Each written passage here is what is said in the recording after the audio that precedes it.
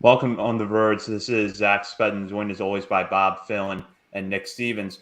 We're also joined by a special guest tonight in Connor Newcombe, the host of Locked On Orioles. We're going to have a lot to talk about tonight as we're going to preview the MLB trade deadline, see what moves the Orioles might or might not make before tomorrow night's deadline. We'll also talk about Dylan Beaver's hot July and get into some big news down in the minor leagues. But first, we have one or two new members to welcome to our Patreon community. We always like to shout this out at the top of each episode. And with that, I will turn it over to Bob. Oops. Yep. I was so focused on trades. Let me buy some time to bring up the Patreon. Okay, here we go. So, yeah, we have a couple new ones. We have Jake Razik, and actually that is the only one. So thank you, Jake. You signed up for a year up front at the AA level. We really appreciate it and hope you enjoy the content. Yeah, thank you, Jake, for your support. And we'll introduce tonight's guest. He is the host of Locked On Orioles, part of the Locked On Podcast Network. We've had him on this show many times, and we're happy to have him back on. He is Connor Newcombe. Connor, how have you been doing? I have been doing great. I'm holed away in this little bunker right here. I've just been making mock trades for 24 hours. I haven't slept. I haven't eaten. It's just mock trades. What's been the best simulator trade you've pulled off so far?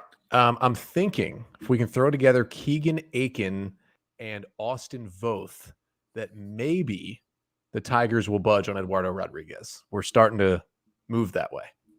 Well, Keegan Aiken, he'll be back soon. He got off to a great start in his rehab today, so I like it. And we'll have plenty of more trade coverage in a little bit, but we want to congratulate Samuel Basallo for his well-earned promotion to Aberdeen after an excellent run at Delmarva in which he batted .299 with a 150 WRC plus across 152 plate appearances. In that span, he also belted 12 home runs and posted a walk rate just above 11% while striking out about 20% of the time with the Shorebirds. Along the way, Basallo also became noticed more and more by national outlets, now becoming something of a consensus top 100 prospect in the game, not just for what he does at the plate, but for his work on defense, including an excellent throwing arm.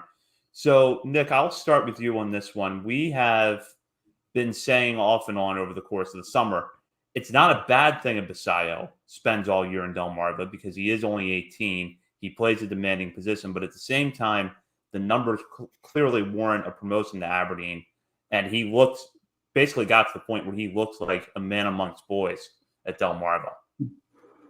Yeah, I think it just got to a point where you got to challenge him at this point. I mean, June OPS of 954. In the month of July, that OPS is over 1,000 this month. Like a 150 WRC plus for a catcher. I get it's low A, but he's also an 18-year-old catcher. And actually, like, Basallo has not had one single plate appearance all year against a pitcher younger than him. So still facing much older competition all year. It's cool that he gets moved up. Silas Ardoin gets moved up to AA, defensive guy, the walk god. I think he had 4 walks in his last game there for Aberdeen, but it's kind of what we've been saying. Get Ardoin up to AA, get Basallo up to high A, get Anutis Mordon up to Delmarva, and it's rolling with these catchers. It's good to see. Good accomplishment for Basallo. It doesn't turn 19 for a couple more weeks too, so still just an 18-year-old teenager. Yeah, I think we knew the raw power was there, but defensively, 33% caught stealing rate on the year behind the plate. Great arm. He steals a lot of strikes. If you watch him work behind the plate, a lot of strikes he's stealing. And I think I mentioned in just us texting last week or something, I made the comment that you can see like the immaturity at the plate, not his personality, but just, he's an 18-year-old kid learning the game.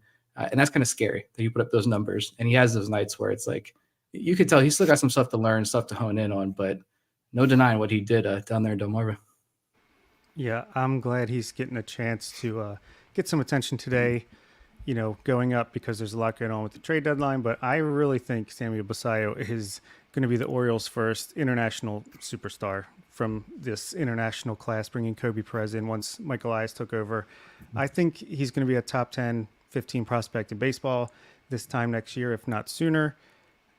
The trajectory is just unbelievable. In April and May, again, he's 18, so these numbers are already fantastic. 294 batting average, 801 OPS, 166 ISO, 125 WRC plus, walked 6% of the time, struck out 21.5% of the time. That's great for an 18-year-old, first time to full season ball. cold weather, the daily grind. Well, June, July, he heated up with the weather. He batted 303 with a 978 OPS, 248 ISO, 175 WRC plus, walked 17% of the time, struck out under 20% of the time. So just the fact that he already has the easiest, like craziest power we've seen. He goes a foul off a pitch and hits it out down the left field line. If he gets a hold of one, it's going over 450 feet, and he's 18 years old. So as he continues to grow in strength, maturity, he's clearly buying into the swing decisions. You go from 6% walk rate first 2 months to 17 the next two. Gotta love it. I love that he's getting challenged, and he'll be in a more pitcher's park. And actually, Delmarva in Low A is, I think, even more pitcher friendly than Aberdeen. I think we've learned that. But yeah, it'll be a nice challenge. And can you believe if he does decently at all these last couple months, he could be 19 years old, starting catcher in Double A Bowie next year out of spring training. And I think he's untouchable. I don't think he's going anywhere this trade deadline. Yeah, I could see him being in that untouchable group just because of the promise, because he's still a teenager. But I will say, from like a major league perspective, I mean, it's hard to not think about what it could be when he gets here. Now, because he's a catcher, those guys generally aren't going to shoot up systems as much as a guy like Gunnar Henderson would. Like, I think it's less likely he has a Henderson type year next year, just because they want to work on the defense more so than any other position. But when you think about the 2025 Orioles and think about how much James McCann starts behind the plate right now, basically once to twice a week, if that's all you're asking Basayo to do, but then he's going to DH a little bit and play a little bit of first base, having that kind of bat behind Rutschman, because it's great to have a good defensive catcher behind Adley, but for 2 years, it's been a guy who can't hit at all. And that's okay, because McCann's been better than Chirinos behind the plate. But if you can get Basayo, if you can flip it to be, hey, he'll be an average defensive catcher with a good arm and a great bat, I mean, that just gives you so much more flexibility on the roster.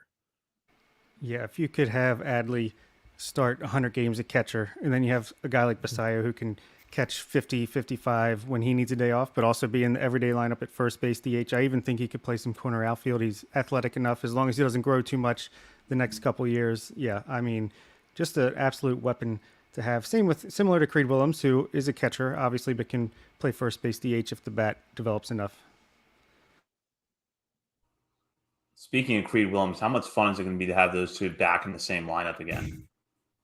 Yeah, I got to get to a game in the next week or two when they're home.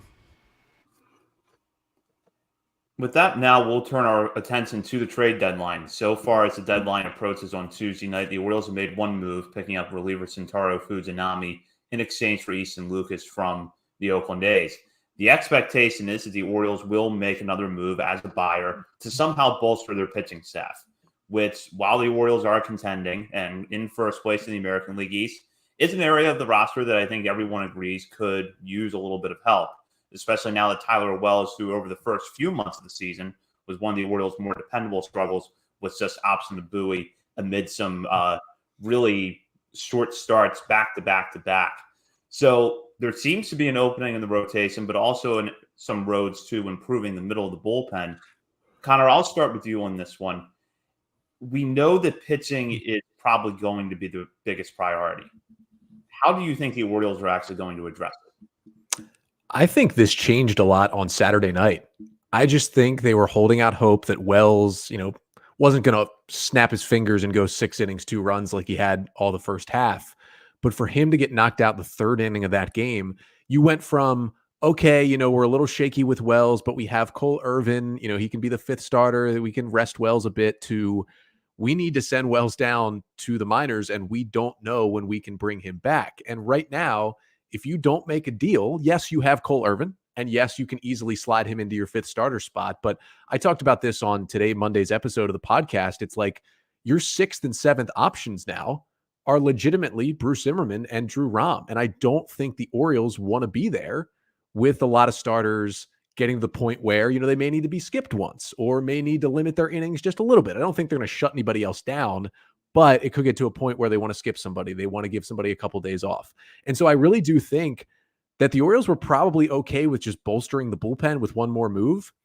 But this Wells situation, I think at the very least, even if you go get like a Rich Hill type just a guy who can pitch for you in the 5 spot down the stretch, you have to at least get that, because Cole Irvin can be Rich Hill. He can be better, but you need somebody behind that, because if anything else happens to any of the other starters, I do not think Elias and Hyde are ready to throw Zimmerman or Rom out there every 5th day.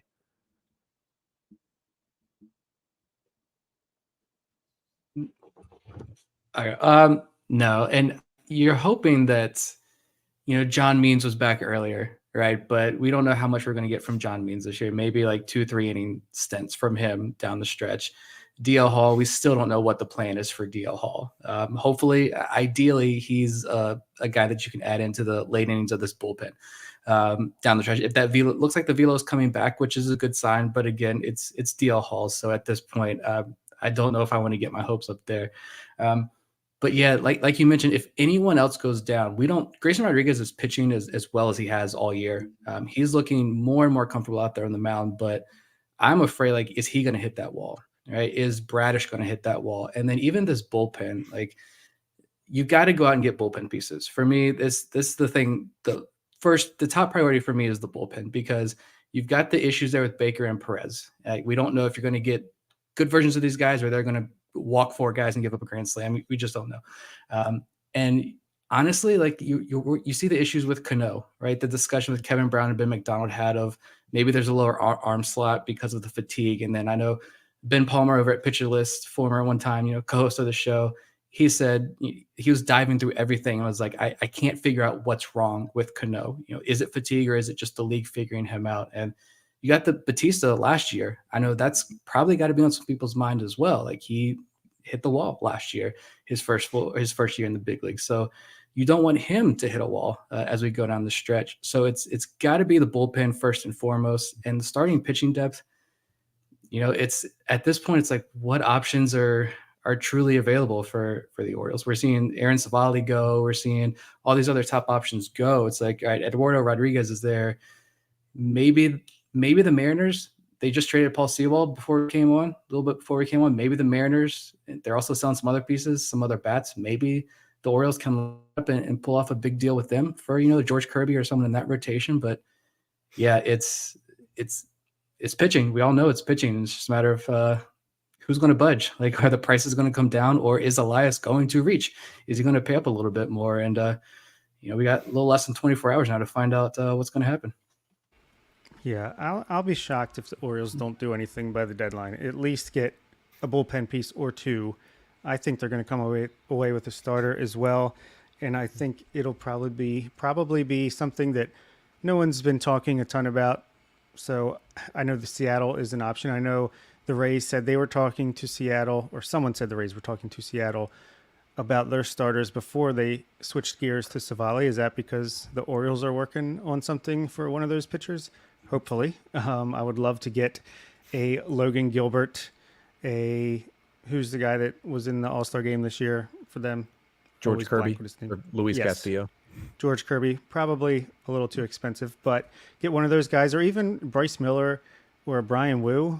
I know they're young and probably have innings limits as well, but those are some super talented arms, and they'd probably be a little bit cheaper.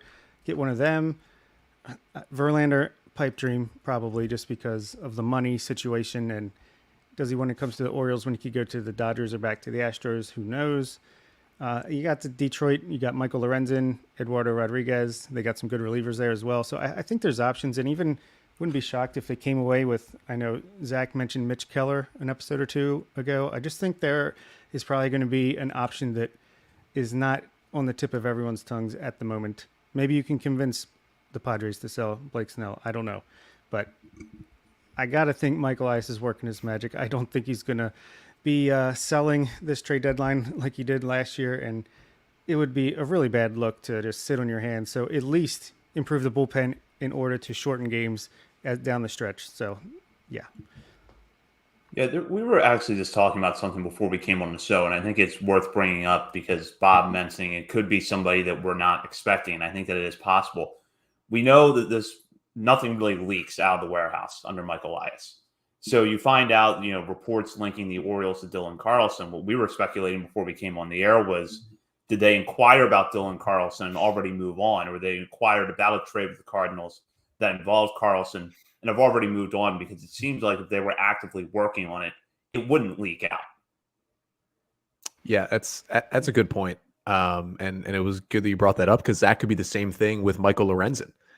Probably the pitcher we've seen connected to the Orioles with not like a John Morosi style report, but an actual report has been Michael Lorenzen. And you don't see anything coming out of this front office. So there's two ways it could go. Either you can guarantee that Lorenzen's going to be the guy, or they had long discussions with Lorenzen and the Tigers' price was too high. There's been a good point brought up to me a couple times that Lorenzen's been a reliever for a long time. He would fall right in with the rest of these Orioles starters where, yeah, he's been pretty good this year. He was the Tigers all-star, but he's about to hit that number that he's never surpassed innings-wise. So he could just fall right in line with the rest of these guys. Would still help to get him, right? Because you get another arm in there, you get some depth, you can move him to the bullpen. He's done that before. But maybe it's the same thing for him where it's like it's coming out because it's already passed by. And maybe there is a name, that hasn't even been brought up and connected with the Orioles. I am holding out some hope because we haven't seen anyone connect Carlos Hernandez to the Orioles, which tells me that maybe they are in the works right now. And everyone was freaking out a little bit when Rich Hill was connected to the Orioles. I was like, oh, they mentioned us in the same breath. That means it's not happening. Great. So I just want to throw this out there about Rich Hill. I saw him pitch a game last year against Kyle Braddis, and I had much better seats than usual. And his fastball could not break glass that day, but he threw his pitches wherever he wanted. One thing I do want to clue people in case they don't already know, Rich Hill grunts on every pitch, and you can audibly hear it if you're sitting behind home plate. So this is something to keep an eye on if Rich Hill is the guy. Yeah, unfortunate part about Hill is while he's been serviceable for a couple years, this year it has really taken a hit. And I think not a lot of people realize because the Pirates have kind of fallen out of it, but all the peripherals, which were kind of okay for a while, like the Baseball Savant page is now all in the blue. He's not getting as many swings and misses. He's not striking out as many hitters. He's getting hit harder. I think the end is near for him. So maybe cross him off the board too. Yeah, he was pitching. I don't know who they were playing the other day, but I had the Pirates game on, and Rich Hill was pitching, and my wife walked in and said, "God, he's old." So if that says anything, yeah, the Rich Hill trade. Like, I get it; it doesn't make sense because you don't want him to go out every 5 days, and like we need this win from Rich Hill. But like Connor was saying earlier, it'd be more ideal if the Orioles had a bigger cushion and you feel a lot more comfortable saying, all right, Rich Hill can go out every 5 days. Let's skip up start for Bradish, skip Grayson, give these guys extra rest.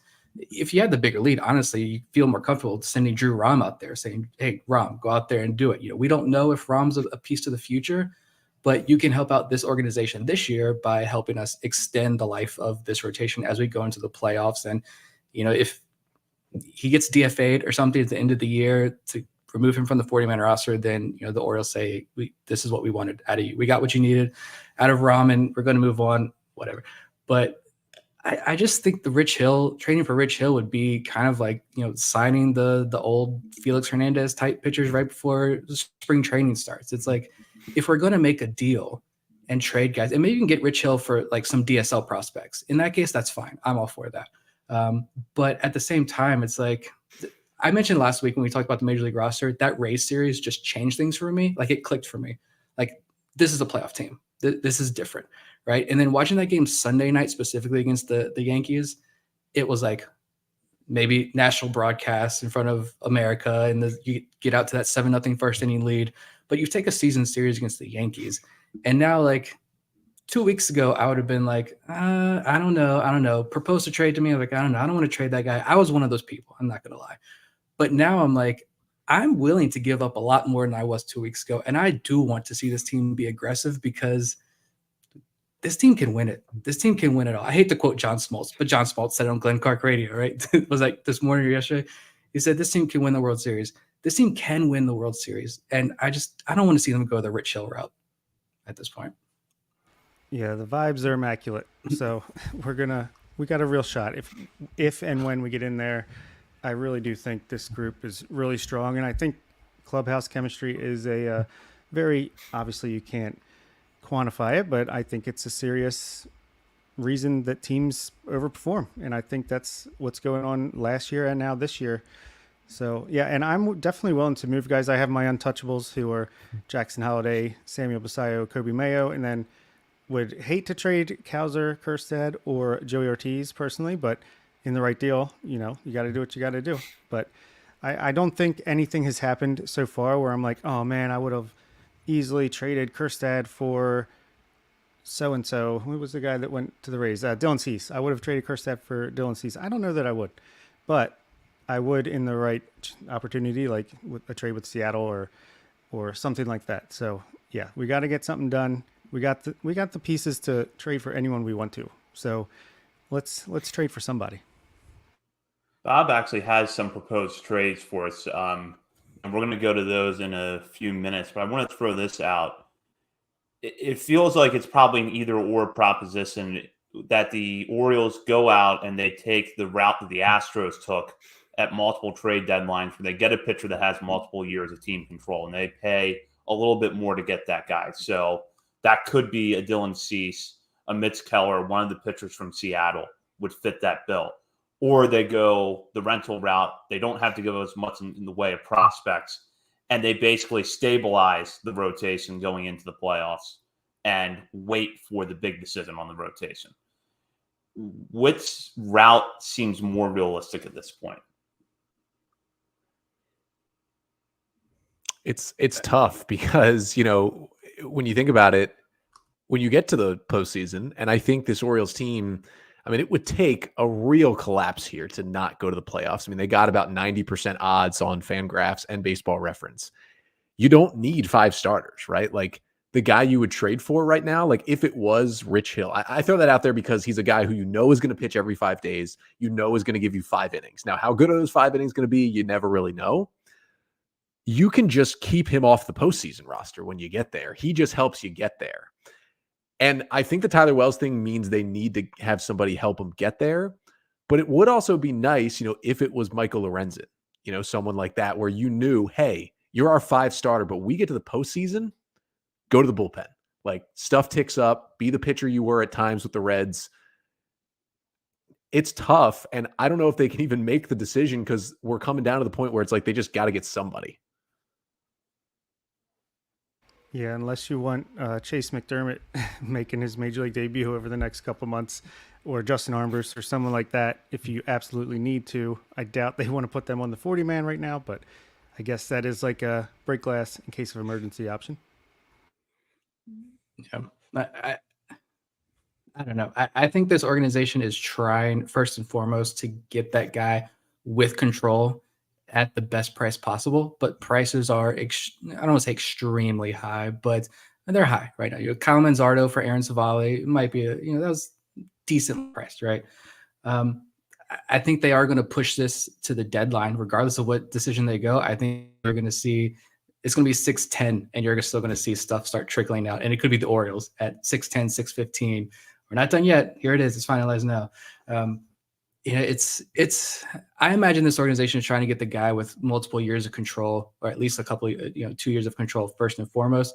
And then as we get closer and closer, when those other teams aren't budging, then maybe you call up Pittsburgh and say, all right, Rich Hill, what do you want for him? Right? What DSL kids do you want for Rich Hill? Let's make this deal happen, because I do agree. You need something. You don't want to, I don't know if you made this point earlier, Joe, or it was you on your episode or on Twitter, Connor, but you made this point as well. It's like you look down at the AAA roster and who else is there that you're going to trust to go out there in maybe not a must-win play, not a must-win game down the stretch, but you need somebody to keep you close at least for this game, right? This division is going to come down to the wire. The Yankees are in last place. They're still 5 games above 500. It's going to come down to the wire. So you need someone that's been there before that can give you something. So. Yeah, maybe negotiate for some big trade for a pitcher with control down to the wire, but just have that team on speed dial where you can say, all right, we can do this real quick and grab an arm. So, Bob, I know you've got some proposed trades or some hypothetical trades that you want to bring up. So what do you have for us? Yeah, there's this website out there that is just concrete. It's it's so realistic you wouldn't believe it. TradeValueSimulator.com or whatever it's called. No, I just use it as a baseline. Just some examples of, I guess, what could cost. But Logan Gilbert for the Seattle Mariners, I think he's got 3 years of control left after this year. Going to hit arbitration, but a just lock solid 2 or 3 starter for the next 3 years at least.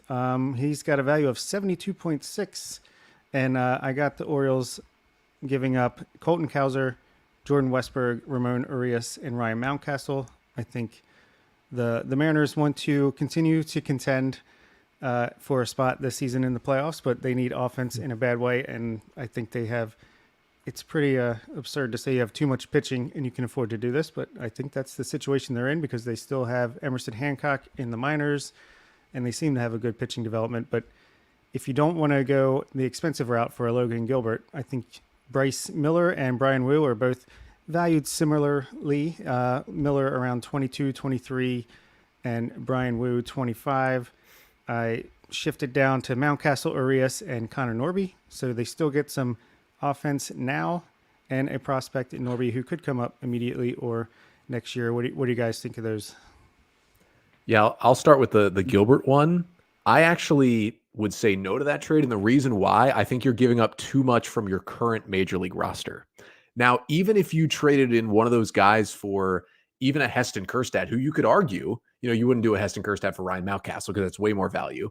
But even if it was a Heston Kjerstad for a Jordan Westberg or a Colton Cowser, at least you can say, hey, this is not a guy who's on our major league team. And you can make a strong argument that Heston Kjerstad is not going to be in the big leagues this year with the Orioles. So you could sell that and say, hey, we're giving up a guy who's not going to help us try to win the World Series this year. But for 4 players on the big league roster and 4 guys who contribute, especially as Mountcastle starts to swing it a little better, it would be tough. The second trade, though, I'm driving them to the airport. Like, let's do it. I'm already expecting Connor Norby to be involved in any kind of trade that gets them solid value back. So I would 100% do the second one. What was that trade again?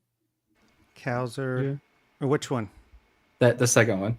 It was Mountcastle, Ramon Urias, and Connor Norby for Brian Wu or Bryce Miller. They're about the same value. Yeah, I agree with that. I think the interesting one is Connor Norby, and I like that comment. I don't know what you guys think, though, but is Connor Norby...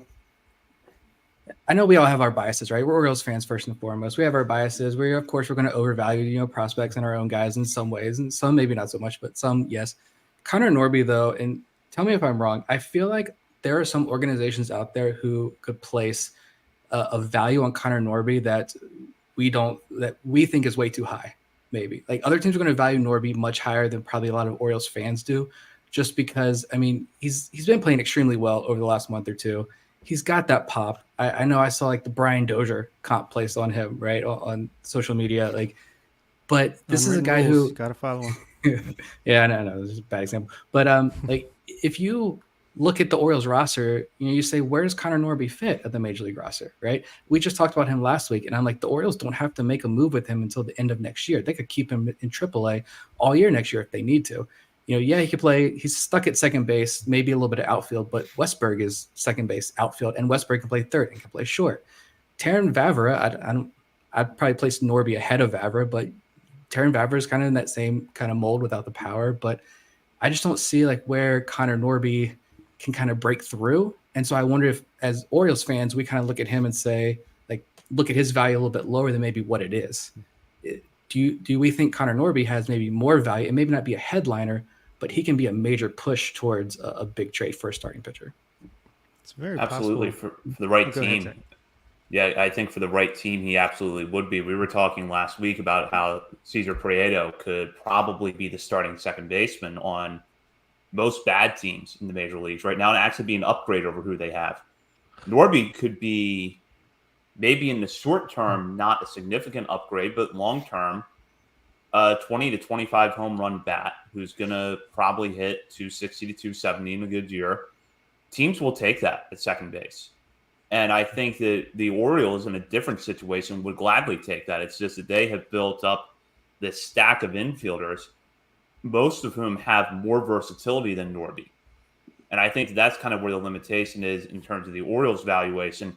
There is also, the role that the left field wall plays in this, but I don't think that's as significant as the versatility factor. The Orioles only see Norby as a second baseman, and they're comparing him to Jordan Westberg, who can play a pretty solid third and be, a shortstop in case of emergency. They're playing Joey Ortiz. You have Joey Ortiz, who could be an elite defender on either side of the bag. And then if someone does break through at shortstop, Jackson Holliday might end up at second base. So Norby doesn't quite fit into the equation as well for the Orioles, but for someone else, that's their future starting second baseman. Yeah, that's true. And, that's another thing we have to consider is some of these teams have their own evaluation systems. So one team might think Norby's our 12th best prospect. Another one might think he's our 4th or 5th and, would die to get him. So we just don't know how these teams are evaluated. But, yeah, all we can go by is this tradesimulator.com. So to defend myself with the Logan Gilbert trade, I know it is a lot of talent that is currently on the team, but I feel like, to me, Heston Kjerstad is going to be Gunnar Henderson this year and come up at the end of August, early September. You can bring Joey Ortiz up to replace Westberg. Daz Cameron can come up and hold over until Cedric Mullins comes off the IL. But, yeah, I think I would actually prefer the lesser of the two. You can make that big trade like that in the offseason where you really could sign free agents to fill holes and come into a season knowing what to expect. But another trade I had here is Justin Verlander and, Luke Raley coming over, left-handed reliever. Doesn't seem like a great person, but can get some guys out.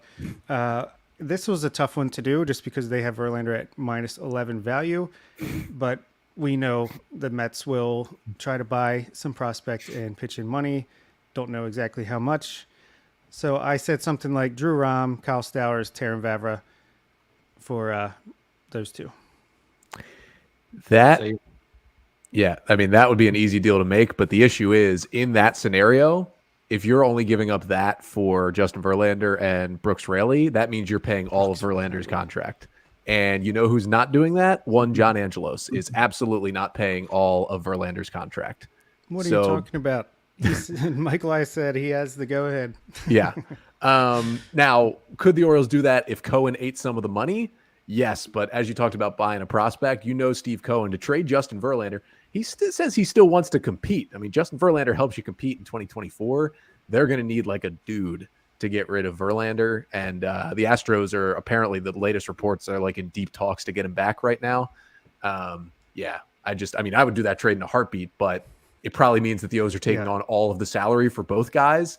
And John Angelos would spit in Mike Elias's face if he came to him with that proposal. So, yeah, I mean, that was a tough one to do, but Luis De Leon only pitched one inning in Delmarva the other day, and they just got some low young guys for Scherzer, so who knows? I'll say my other two are a little bit smaller. I'll just say them. The Tigers. Let's say we get Eduardo Rodriguez and is it James Foley? That seems like a wrestler, right? Jason Foley. The reliever. That's a combined value around 23 and a half. I went with Connor Norby, of course, going over. He's worth almost 9, and then Austin Hayes at 16. I don't know. Maybe that's a guy. Tigers could use some offense. He'll be great in the first half for them next couple of years, and the Orioles can make room for some of their outfielders. And then a smaller one, I say, something similar to the Rockies. I have no idea what the Rockies would want just because they're the Rockies, but I'd love to get Justin Lawrence and Brent Suter from them, a couple of relievers that could help the Orioles out. I would do that. First trade is interesting because talking to Tigers people, I've been talking to a lot of people who cover the Tigers over the past week or so, just kind of get a gauge of what they're looking for, because some of their trades have looked very differently. Like I proposed the Michael Lorenzen, Jose Cisnero trade where I proposed Stowers, Vavra, and it probably would take like another prospect now that we've seen the value of some of these guys. But I did that because that feels so much like the Gregory Soto deal that they did last year with the Phillies, where they got Matt Vierling and Nick Maton, who were basically two like bench utility guys who help the Phillies off the bench get to the World Series, but were never going to be starters for the Phillies. Now, Stowers and Vavra are probably a little step below that because they've taken steps back this year, but those are very similar players where it's like they could be major leaguers right now. They're just buried on the bench of a good offense. And that's why I did that kind of trade. So something like that, they're looking for bats. The Tigers are looking for bats. Their offense is abysmal, and they're looking for bats who are somewhat close to the big leagues. A trade around Hayes is real interesting. And I know that the Tigers are interested in Connor Norby. So that's what I would do, I think, to get Erod and to get Foley, especially with the amount of team control that he has. I think it would take more just because Foley's team controlled, but I would definitely do that one. Yeah, and very interesting that John Morosi did tweet 3 minutes ago. The Orioles and Tigers have been talking. Baltimore system heavy on hitters at the top levels matches up well with Detroit, which is looking at offense. Another great report from John Morosi. Just the amount of insight he gives is just incredible. He is winning the day on Twitter. It's tough to balance his hockey takes and his baseball takes, though. Yeah. God. I would do that because the Foley, like you mentioned, the team control, like Eduardo Rodriguez has the player opt out at the end of this year. So I know that's been a discussion a lot of people have had, like, how much do you want to give up for Eduardo Rodriguez, knowing that he could just opt out and leave? So he would be a rental. But regardless if he walks or not, to still have Foley in the bullpen, I'm down with that. Honestly, like Hayes is, he's an all-star. He led the American League in batting average for a period there. It was great to see. But at the same time, it's like if you move him out of the outfield, you can bring up Kjerstad. And I think Kjerstad, the big thing with Kjerstad is he's not swinging and missing a ton at AA. He's not doing it at AAA either. So I think you can get him up here for a solid month or so before the playoffs start, get him acclimated. I know you don't want a lineup full of rookies going into the playoffs, but I think Kjerstad could fill in fairly well, especially if Hayes is going to continue to not produce. And yeah, like any trade involving – I hate saying this because we've had Norby on the show. He is a great player. I love the guy, but I just don't see that. You got Joey Ortiz, you've got Holiday, you've got so many other talents. It would be ideal if the Orioles could land pitching help, solidify the bullpen, solidify the rotation, and the top prospect you trade is Connor Norby. That would be the most ideal situation, I think, right now. And then in the offseason, we can go bang. But like right now, that'd be fantastic. Just to shout out Norby real quick, just like last year, he is starting to take off now that we're in the second half. Seems like a guy that just builds momentum throughout a season. So, a good player for wherever he goes. I'll probably end up buying a jersey in whichever team he goes to and never wear it, but just have it hang in my closet for years and years. And best of luck to him if that happens. But if he stays, he could finish really strong this year and increase his value going into the offseason as well. When I think about Eduardo Rodriguez, I looked at the pitchers that are slated for free agency today. I looked at that list, and Max Scherzer is no longer on that list. And it's a certainty to me that Eduardo Rodriguez is going to opt out. This season is good enough to get him paid, and it's probably his last chance at a big contract. So I have no doubt that if you acquire Rodriguez, he's going to opt out. He's going to go to the highest bidder, which won't be the Orioles. And you would have to factor that in. Now, if you throw Foley into that deal, it becomes a lot more tempting to me because Foley is young, but he threw 60 innings last year. This year, he's taken a big step forward in some areas, including his strikeout numbers. And you've got years of control on him. He's not arbitration eligible until after next year, not a free agent until after the 27 season. He could be a piece of your bullpen for a couple of years. And then when he starts to get into that, area that a lot of relievers get into where they're getting close to the end of their initial 6 years, you feel that volatility creeping in, you flip him. So that would work out really well for me. I will say that I think it's more realistic that a Stowers or a Vavra go instead of Austin Hayes, because trading Austin Hayes when you're winning and pulling him out of that clubhouse just doesn't feel like a great idea. Now, in the offseason, I think it's completely fair game to trade Austin Hayes. I just don't know how that would go over in season. And that's totally fair because, again, like I mentioned earlier, this clubhouse seems just like a great place to be right now, and you don't want to mess with that at all. So maybe he should just go in the IL for a couple of weeks and rest up a little bit instead. Now, before we completely move on from the trade discussion, a couple of things I want to bring up. We haven't talked about hitters at all in this segment. We've been so focused on pitching, and for good reason, because that's clearly where the Orioles need to make an upgrade. But do any of you see a scenario where the Orioles go out and get a bat, even if it's just an extra, guy that can give them depth off the bench? Yeah, at my prediction show for the trade deadline on Friday, I thought Randall Grichuk might be a nice little ad for the Orioles because as we're speaking, Colton Cowser just struck out for the third time tonight. He's hitting under a 100. And, I don't think they're going to send him down, but they might want to lessen the load on him. And I'm not so sure Aaron Hicks is going to be back when those 10 days are up. And who knows what's going on with Cedric Mullins right now.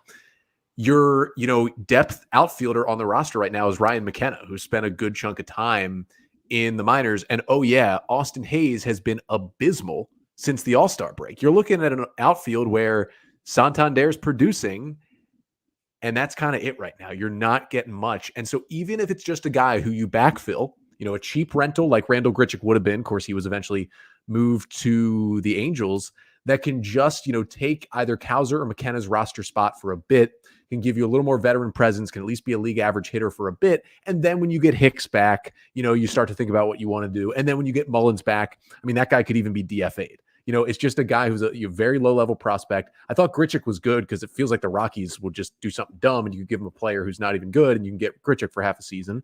And he's killed the Orioles, so why not help the Orioles for a half a year? But other than that, I could see, a rental outfielder. I could have seen Mark Canha being a fit, but he was just dealt to the Cubs, I think, today. There's guys like that where they fit some. I think it's got to be a rental, and it would be an outfielder. And Adam Duvall would be awesome, but I don't think the Red Sox are going to trade him in division. As Brian just put in the comments, Bellinger, they took him off the market. He would have been great to add to this offense.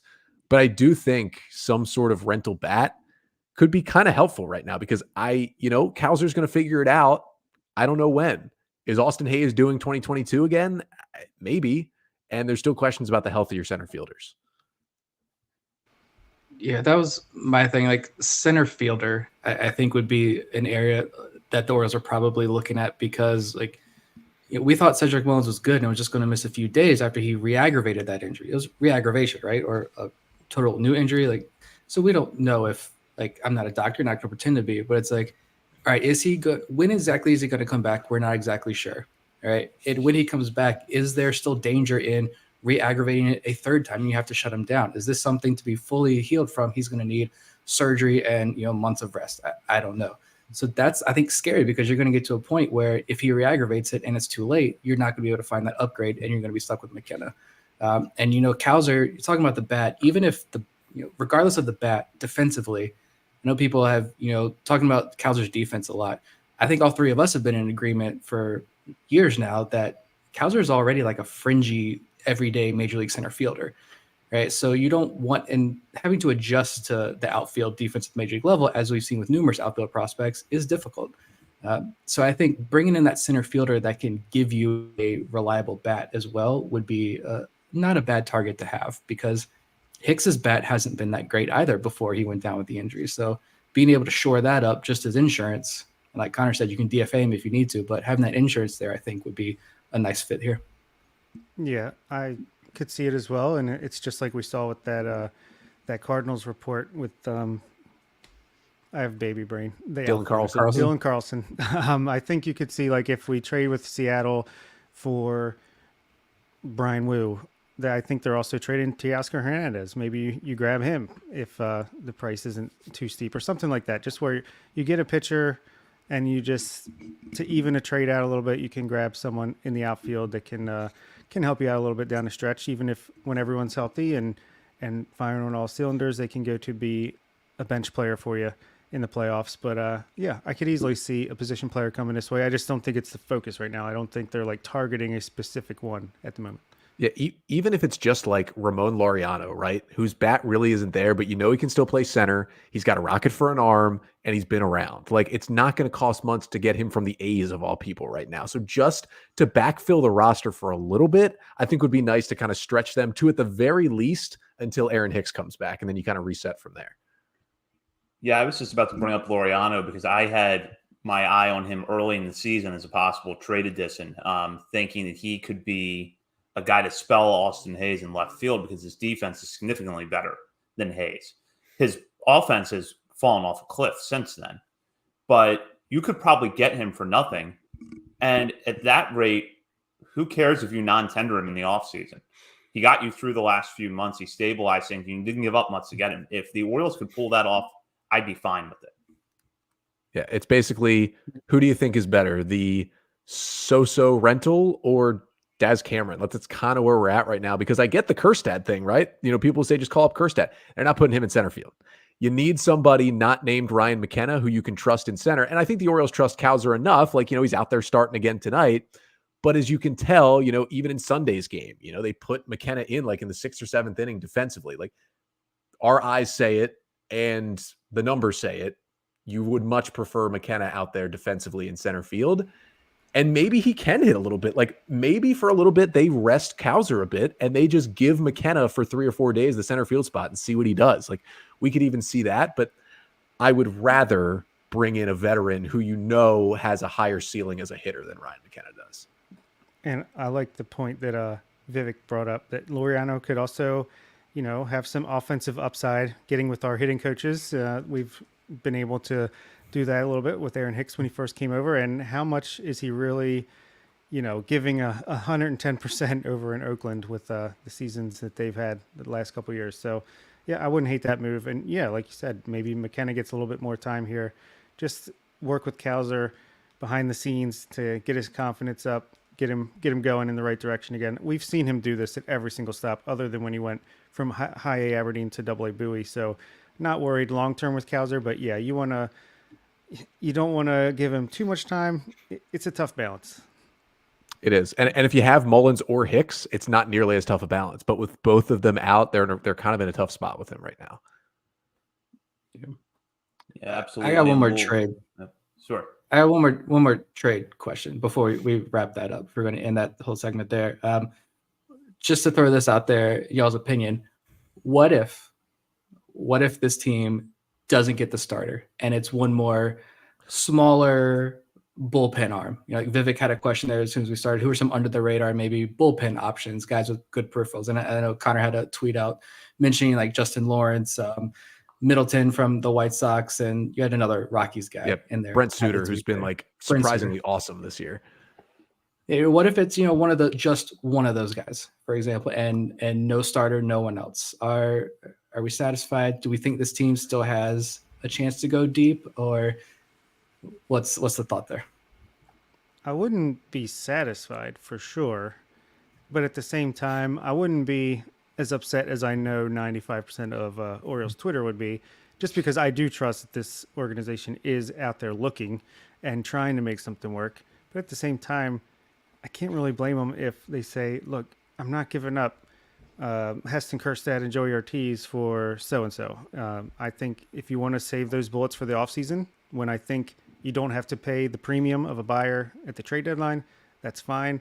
I would be disappointed, but at the same time, I would kind of understand it. Unfortunately, I don't. I think I would be a rarity in that case. Yeah, I mean, after the Wells thing, I think my mindset has changed. You know, I was okay for a while saying, you know what, if they can bolster the pen, they can get Fuji, they can get another guy who's kind of a back end guy who's been good this year. They can shorten games, they can get through with this rotation. When you don't have Tyler Wells and you know, in that scenario, Cole Irvin's your 5th starter, and you're basically rolling until Wells comes back healthy or John Means gets healthy. Like, I don't think it's going to be DL Hall. That is tough. And if anybody goes down before those guys are healthy, it's just big, giant question mark on the end of your rotation. Like, Zimmerman or Rahm is getting that shot. And as much as, you know, Zimmerman gave them some great innings last year, and, you know, I think Rahm still has something in the tank, I'm not ready to trust either of those guys. So it would be tough. And Bob kind of brought it up briefly. You know, it's a good point to say that, hey, you know, the prices for these starters is way higher now than it's going to be in the offseason. Think about what the Orioles gave up for 4 years of control of an above-average innings-eating starting pitcher in Cole Irvin. They gave up Darryl Hernaiz, who, yeah, pretty good player. He's having a great year. But, like, compared to what just rental guys are getting at this deadline, you know that you can get somebody way cheaper with control in the offseason. It's absurd to think about all they had to give up for Cole Irvin, even though he hasn't been that good, compared to if Cole Irvin was available right now with 3.5 years of control and was pitching okay, what he would be worth. So that's a good point. That's a good, blowback to the, hey, we need to get somebody, is you can get somebody in the offseason for much cheaper. But the O's have a chance, kind of bringing it back full circle to what Nick said at the beginning of the show. The O's have a serious, legitimate chance this year. And yes, you can go into the playoffs with 4 starters, but you can't win this division with Cole Irvin as your 5th starter right now and nobody behind him. You just can't. You win the division, you guarantee home games at the Yard, you give yourself probably the number 1 seed in the American League. You set things up beautifully for a postseason where anything can happen. You have to do something in terms of starting pitchers. Wells has changed this equation completely. Yeah, that was greatly well said there. And I was going to add something to it, forgot what it was. So I'll just say, good job. Yeah, at this point, I wouldn't be satisfied with just bolstering the bullpen for all the reasons that Connor said.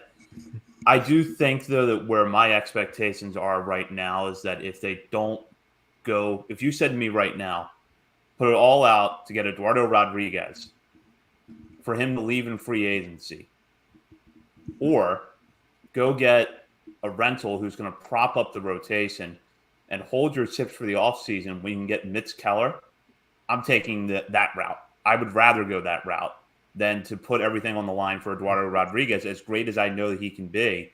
But he's not going to be an Oriole on opening day. He's not going to, chances are whatever team acquires him is not going to keep him. So unless it's the Dodgers. So at that rate, you got to think about that a little bit. So I think where I sort of land right now is I would not be satisfied with the bullpen situation, but I might almost prefer that to overpaying for someone that's going to be gone in 2 months. Hey, Kyle Branovich is healthy and coming back up. We got him out there. Get John Means back, DL Hall, build him up. We got options next year. Yeah, and I mean the way I kind of see it now, like I'm at the point where if they can at least like get a Rich Hill type, that's at least like, okay, we're not gonna like roll over and die if anyone else has a little bruise or a little injury or gets a little tired. Vivek said it in the comments. Like, I hate to bring it up, but like, even if you went, and I know he's been terrible, but even if you went and got Jordan Lyles, the Orioles know what works for Jordan Lyles. He's probably cooked, but even if you could get a month out of him where he throws 6 innings a game, that's better than not getting a starter right now. That's how I see it with the Wells situation. It's not good, but it's slightly better. Rich Hill's suddenly looking like a great option. And I get that I am kind of shooting down Cole Irvin right now because Cole Irvin's better than Rich Hill and Jordan Lyles, right? But we haven't seen it yet. Like, we saw it last year and 2 years ago, but we haven't seen it in an Orioles uniform. And I'm concerned that asking him to do it now is like too late. There's the hot take. Jordan Lyles is the hot take. I do know this, though. I pointed out that Rich Hill grunts when he throws pitches. Nick's wife called him old. If he does get traded to the Orioles, he's not coming on this show. I think that one went out the window tonight. We'll move on now to Dylan Beavers, who had a phenomenal July in Aberdeen. We had been talking about this off and on over the month, like, oh, Dylan Beavers had a good week. He had a good game the other night. Now we can put the full month into perspective. Over the course of July, he hit .397 with a .691 slugging percentage and as many walks as strikeouts, 16. He also belted 4 home runs and is now sitting pretty good overall this season with a .270 average, .826 OPS, 9 homers, 48 RBIs, and 50 walks to 84 strikeouts. And, of course, because he's an Aberdeen Ironbird, he's stealing a lot of bases. He has 20 swipes in 26 attempts. Bob, we have been kind of tracking Beavers over the course of this season. We saw an okay start, a really bad dip in offensive production in the month of May. Then a June that looked a little bit better, but then there were still some concerns like, are the swing adjustments ever going to come around? When are the results going to be there? And in July, they were fully there. I'm never doubting the Orioles player player development when it comes to hitters. Again, they give us the biggest projects in the world. They'll figure it out. Yeah, I was a little bit down on Beavers after the first few months just because, and I know that he was more of a project. There was things they needed to work on. And I actually went to a game, my only game that I went to see the Ironbirds. He got robbed of a home run over the fence. Bad luck involved as well. But yeah, I mean, he's doing kind of like what Kowser did last year. They're working with him. He's getting comfortable. And now he looks like the guy that, you took in that was second round or comp round somewhere early in the draft, first round profile for some people. And you see why all of a sudden the walks, it's a wonderful thing. As Orioles fans have been known to watch a bunch of free swingers with power that don't walk. Now we're kind of like those Red Sox Yankees teams where every player coming up other than Cesar Prieto is like they're walking like 15% of the time. So yeah, it's a great story for this year. And to me, it's like the first half of the minor league season is not the end all be all. Look at Joey Ortiz last year, Colton Cowser.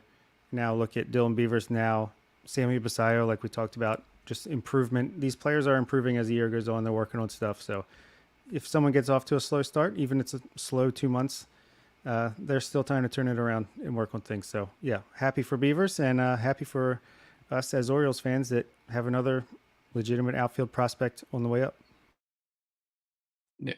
And I'll add this about Beavers too. And it's one solid month. It got better. It did. May was really bad, like sub 200 batting average, 500 something OPS. It's gone up and up. And now this month of July has just been torching the ball.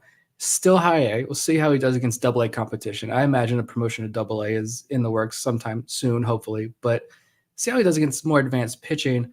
But if they are unlocking something here with Beavers and he truly is developing, we've always said the ceiling is enormous with Beavers, right? But the range of outcomes for him is also very wide. But if they're unlocking something there with Beavers, I mean, this is the kind of thing where you could take projects like that, and you talked about, trusting this player development staff. It puts my mind, and this is where me getting super hyped watching that Rays series, watching that Yankee series, and bringing it back to the trade deadline, it does give me a little bit more comfort in knowing that if Kjerstad or Cowser does get moved at this deadline, or they would get moved into the offseason, yeah, it's going to sting. It might hurt a little bit when one of those guys gets moved, but you've got Dylan Beavers coming up in the wings, right? If he's unlocked something. It's just this perpetual just motion of these top hitting prospects coming up. It's helping me change my tune across this whole thing and how I'm looking at this. Because yeah, like a month ago, I would not be talking like this. I would be the hoarder here, but it's shout out to Beavers. He's definitely turning things around and looking so much more comfortable at the plate. I got it. We can call that the elite talent pipeline. For Beavers, I mean, he's a guy that I kind of fell in love with at the draft last year. I had Kyle Kishimoto of Fangraphs on the show after they drafted him because Kyle was at Cal the same time as Beavers was, and he was covering the baseball team. He was at all the games, and he just said, like, look, the swing is funky, and any team is going to work with it. This is what he said right after the draft, but the data is, the exit velocities, the hard hit percentage, the launch angle, the swing decisions are so good compared to players that generally have this kind of funk in their game that, he was like, if a team can work with him, and the Orioles are a team that have worked with a lot of people, they can turn this guy into a really, really good hitter. And I think you could tell, you guys have talked about it all year, he was going through the change in the approach in the swing while the season was still going on. Like, you only have so much time in the offseason. If you're doing a full overhaul, they were trying things. And yeah, his stats weren't looking great, but it seems like he's settled in to whatever he needs. And at the very least, he looks pretty good out there in the outfield. But I think he's a guy where the Orioles could unlock something. And quite frankly, if they think he's kind of a volatile prospect where it's like, hey, we need to get the swing right here. And if it's right here, this is a major league player. And if it falls anyway back towards Cal at any point, we kind of have to reset. I could see him being a guy some point next year where they get him rolling like this again and they deal him for a major leaguer. And they say, we got him at that right spot where it's like, this is where he's dominant. And if he stays like that, great. On another team, he becomes a big leaguer. But there's the thought that maybe he won't because it's been so much swing changing. But I really do like what he's done and how he's progressed throughout the season. And it seems to be another good high hitter pick by the Orioles. And with that, we'll go into our final segment of the night where we shout out players outside of our top 30 for something they've done recently, whether it has been a good week, a good month, a good game, or just something interesting in the stat line. We want to point out, and I'm going to start with Nick because he actually has a whole slate of players in DSL he wants to recognize. Yeah, it's short though. But just shout out the Dominican Summer League did have their All-Star game on Sunday morning. The AL squad did win, and Orioles had 3 representatives. And shout out to them, Fernando Peguero, who's a guy who I know when we do the dailies, it's we don't run through the entire DSL rosters, but it's something I highlight the guys who are standing out. And Fernando Peguero, I know when I do them, he's highlighting him every single time I do it. He went 1 for 2 with a double and an RBI. He's having a fantastic year down there in the DSL. Luis Vicioso, Jorge Mateo's brother, went 1 for 2, 2 RBIs, and was game MVP. That was cool to see. And then Jesus Palacios is having a fantastic year as a pitcher. Lots of strikeouts, low walks. That's what we like to see from the DSL kids. Do a scoreless inning. So shout out to those guys. The AL supremacy is going to continue, obviously, by that DSL score. And then Raul Rangel is my pitcher that I wanted to shout out. Luis De Leon got pulled that game after 1 inning, which was weird. But Rangel came in his first appearance with Delmarva this year. 4 innings, 1 run on 3 hits. He didn't strike anybody out, but he only walked 1. Injuries could kind of wrecked him last year. He's been working his way back. I think both teams on this game on Sunday, Delmarva and Kannapolis, were very eager to get on the bus and get home and get a nice little break. So they were swinging at everything. But good to see Rangel throw a couple solid innings there for Delmarva. Him and Chase both turning things around here by the end of the year. Fun to see the young pitchers really stepping up this year.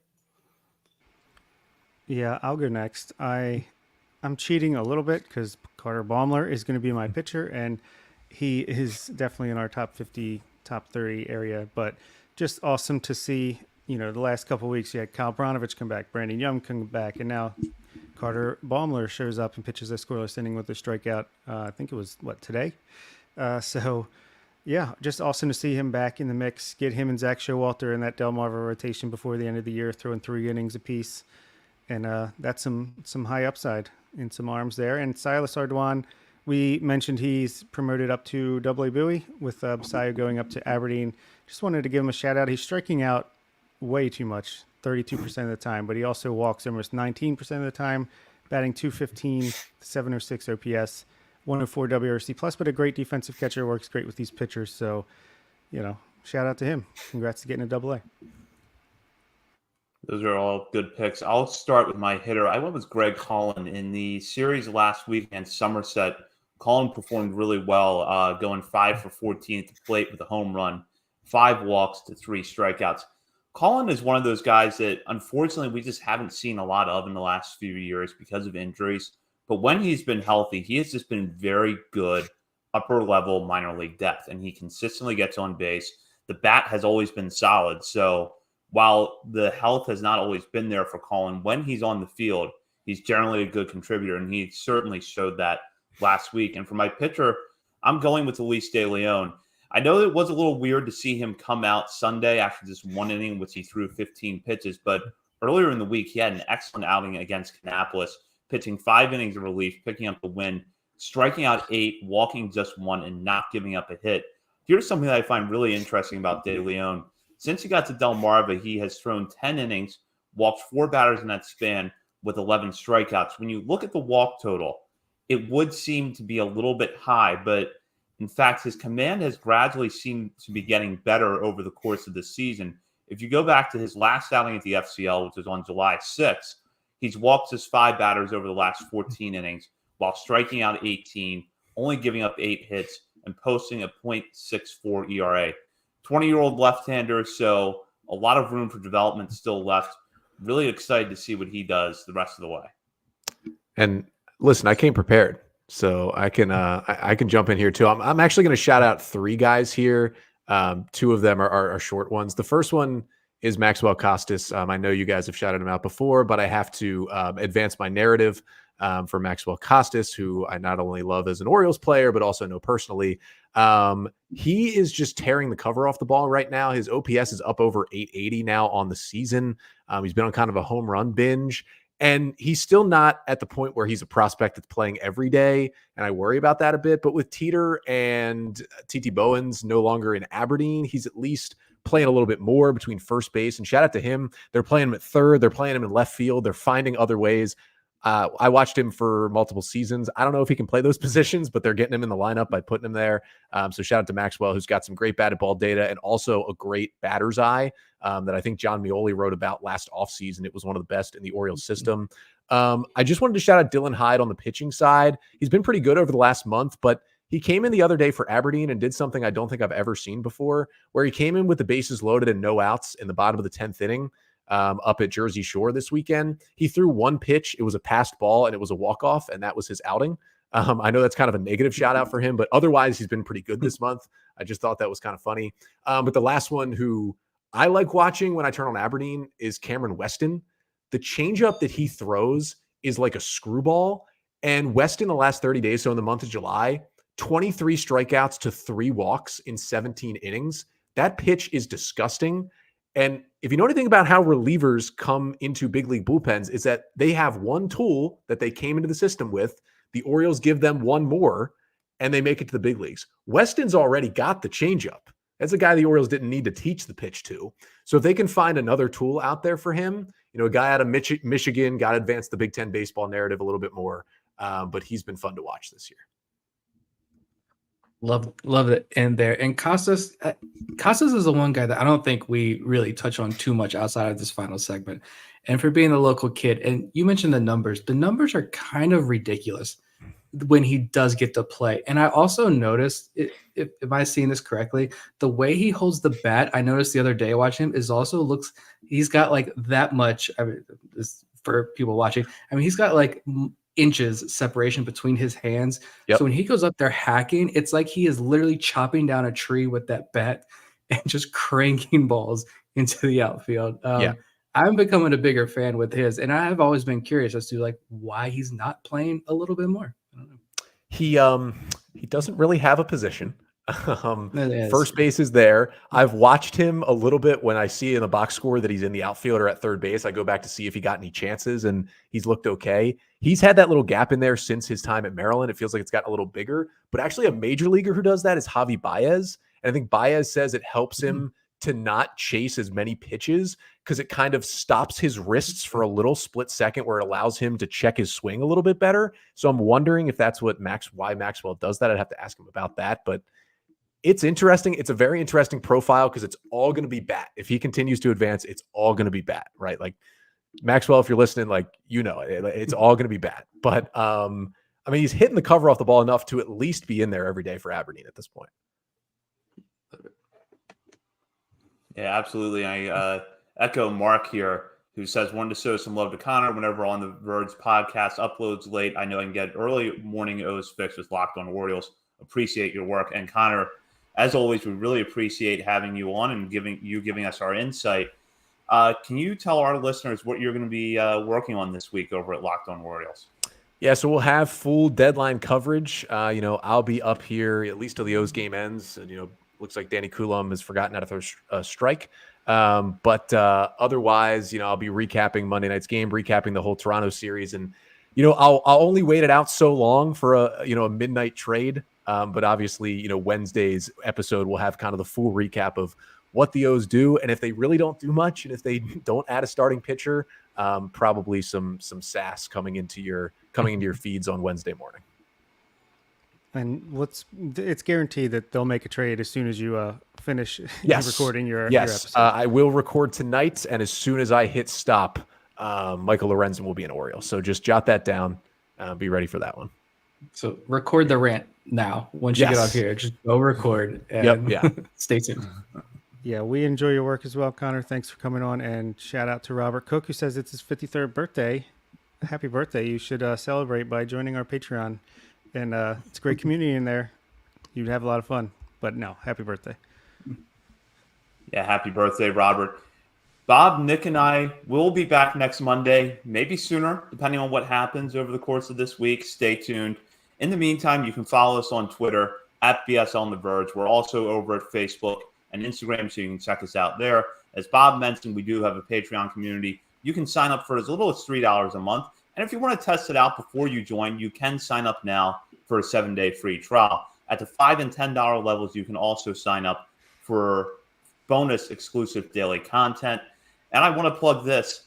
Next Monday, we will reveal our mid-season top 50 update. We're going to have the full show around that. We are working on an extra perk for our patrons, and we'll have the full reports over at BaltimoreSportsAndLife.com as well. And before and after the reports come up, you should check out Baltimore Sports and Life for all the latest Orioles coverage, as well as Ravens, college sports, and more. And while you're there, hop on the message board and join the discussion with fellow readers of the site, as well as contributors to BSL. Thank you again to Connor Newcombe for joining us tonight. For Bob Phelan and Nick Stevens, this is Zach Spedden, and you've been listening to On the Verge.